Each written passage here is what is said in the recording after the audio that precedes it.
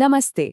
अक्सर जब लोग अपने 20s में होते हैं तो ऐसा लगता है जैसे दुनिया का सारा बोझ कंधों पर आ गया है ना? अगर ऐसा महसूस हो रहा है तो ये बिल्कुल नॉर्मल है। आज हम 5 ऐसे पावरफुल लेसन सीखने वाले हैं जो इस डेकेड को सिर्फ काटने में नहीं बल्कि जीतने में मदद करेंगे। चलिए शुरू करते हैं। क्या कभी खुद से ये सवाल पूछा है कि एक ऐसा जीवन कैसे बनाया जाए जो सच में मायने रखता हो? 20s में ना ये सवाल बहुत बड़ा लगता है। एक तरफ तो करियर का, सोसाइटी का प्रेशर होता है और दूसरी तरफ अनगिनत मौके दिखते हैं और हम कहीं बीच में फंसा हुआ महसूस करते हैं। पर सच तो ये है कि यही वो दशक है जहां वो नींव रखी जाती है, जिस पर बाकी की जिंदगी की इमारत खड़ी होती है। तो ये सबक आ कहाँ से रहे हैं? देखिए, ये कोई रैंडम सलाह नहीं है। ये बातें भारत के एक टॉप इंजीनियरिंग कॉलेज आईआईटी के स्टूडेंट्स के साथ शेयर की गई थीं। ये वो स्टूडेंट्स हैं जो पहले से ही हाई अचीवर्स हैं, तो सोचिए कि ये सलाह कितनी दमदार होने वाली है। तो आज हम क्या-क्या कवर करने वाले हैं, ये रहा उसका एक छोटा सा रोड मैप।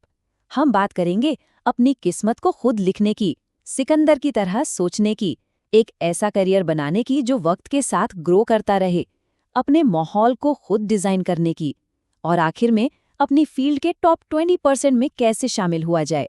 ठीक है, तो चलिए पहले लेसन से शुरू करते हैं। ये आइडिया कि किस्मत कोई पत्थर की लकीर नहीं होती। यहाँ पे ना एक बहुत ही मजेदार कॉन्सेप्ट है, भाग्य वर्सेस कर्म। मतलब जो लिखा है, क्या उसके सहारे चलना है या अपनी कहानी खुद लिखनी है? इसे समझाने के लिए स्पीकर अपने ससुर की एक बहुत ही दिलचस्प कहानी सुनाते हैं, जिन्हें पामिस्ट्री यानी हस्तरेखा विज्ञान का बड़ा शौक था। उन्होंने हाथों की लकीरों के राज को समझने के लिए लगभग हर किताब पढ़ डाली। और अब सुनिए कहानी का सबसे कमाल का हिस्सा।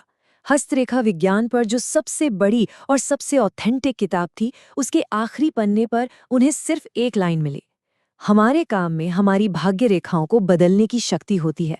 जरा इस बात को समझिए। इससे कोई फर्क नहीं पड़ता कि लकीरों में क्या लिखा है, असल ताकत तो हमारे कर्म में, हमारे काम में है। तो ठीक है, अब ये तो समझ आ गया कि अपनी किस्मत को बदलने की पावर अपने हाथ में है।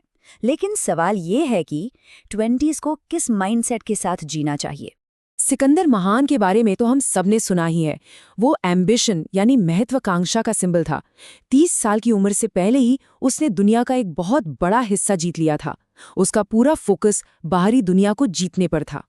और दूसरी तरफ थे डायोजनीज, एक फिलोसोफर जो एक बैरल में रहते थे और जिनके पास दुनिया की कोई चीज नहीं थी, फिर भी वो पूरी तरह से कंटेंट यानी संतुष्ट थे।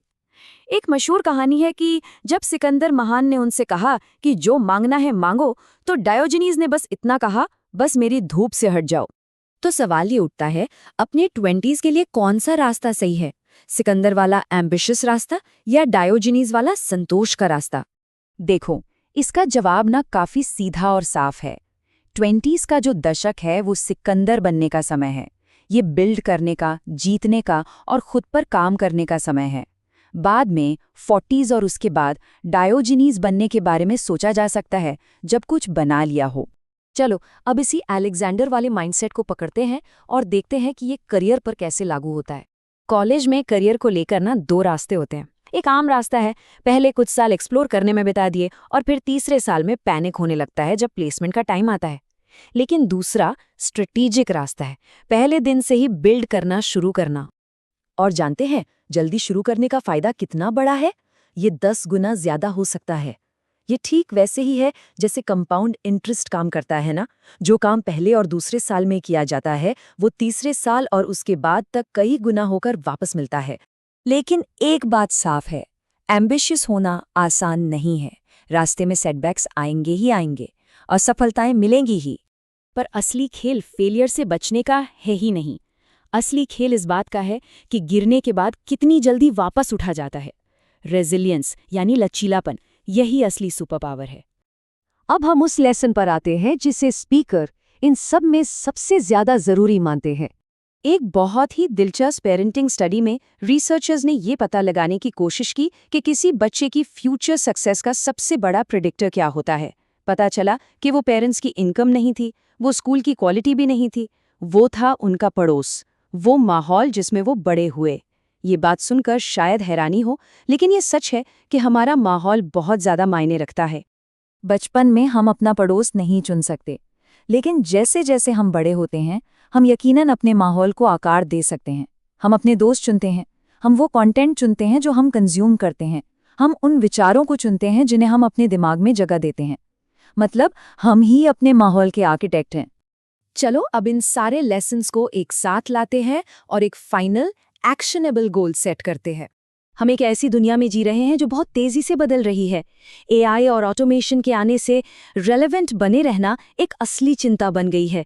तो सवाल यह है कि फ्यूचर में अपनी जगह पक्की कैसे की जाए। यहाँ पर एक बहुत पावरफुल सोच है। देखो, पॉइंट ये नहीं है कि फ्यूचर प्रिडिक्ट करने की कोशिश की जाए। पॉइंट ये है कि इतने अच्छे बन जाओ कि प्रिडिक्ट करने की जरूरत ही ना पड़े। और आखिर में बात बस इतनी सी है, इससे कोई फर्क नहीं पड़ता कि आगे क्या होने वाला है, चाहे एआई आए या कोई और नई टेक्नोलॉजी। किसी भी फील्ड के जो टॉप 20% लोग होते हैं वो हमेशा डिमांड में रहेंगे। तो लक्ष्य है टॉप 20% बनना।